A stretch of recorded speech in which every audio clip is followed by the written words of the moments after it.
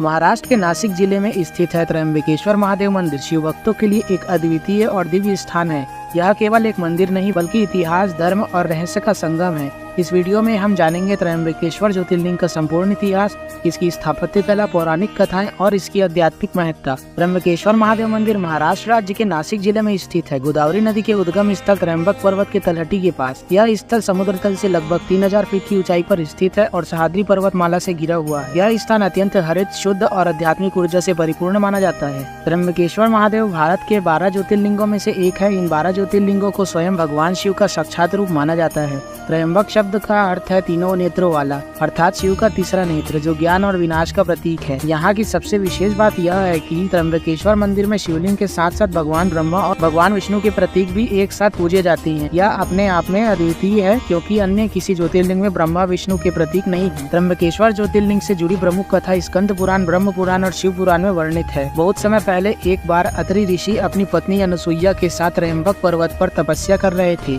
उनकी कठोर तपस्या से प्रसन्न होकर भगवान ब्रह्मा, विष्णु, महेश तीनों उनके पास पहुँचे। उन्होंने अनुसुईया की पतिव्रता शक्ति की परीक्षा लेने का निश्चय किया। तीनों देवताओं ने साधु का वेश धारण कर अनुसुईया से भिक्षा मांगी कि उन्हें दूध पान करना है। अनुसुईया धर्मपरायण थी, परंतु उन्होंने अपने तपोबल से तीनों देवताओं को बालक बना दिया और फिर उन्हें दूध पिलाया। जब देवताओं की पत्नियों ने यह देखा तो उन्होंने प्रार्थना की और अनुसुईया से क्षमा मांगी। अनुसुईया ने तीनों देवताओं को उनके वास्तविक रूप में लौटा दिया। इस घटना से प्रसन्न होकर तीनों देवताओं ने एक संयुक्त पुत्र होने का वरदान दिया और इसी से जन्म हुआ दत्तात्रेय का, जो तीनों देवताओं के अवतार माने जाते हैं। एक अन्य कथा के अनुसार गौतम ऋषि भी त्र्यंबक पर्वत में तप करते थे। एक बार अकाल पड़ा और उनकी यज्ञ से इसी क्षेत्र में वर्षा होने लगी। बाकी ऋषि ईर्ष्या करने लगे और उन्होंने एक गाय का वध कर गौतम ऋषि पर गोहत्या का आरोप लगाया। पाप से मुक्ति के लिए गौतम ऋषि ने कठोर तप किया और शिव ने प्रसन्न होकर गोदावरी नदी को प्रकट किया तथा स्वयं यहाँ प्रकट होकर ज्योतिर्लिंग के रूप में स्थापित हो गए। वर्तमान त्र्यंबकेश्वर मंदिर का निर्माण 18वीं शताब्दी में पेशवा नाना साहब ने कराया था। मंदिर काले पत्थर से निर्मित है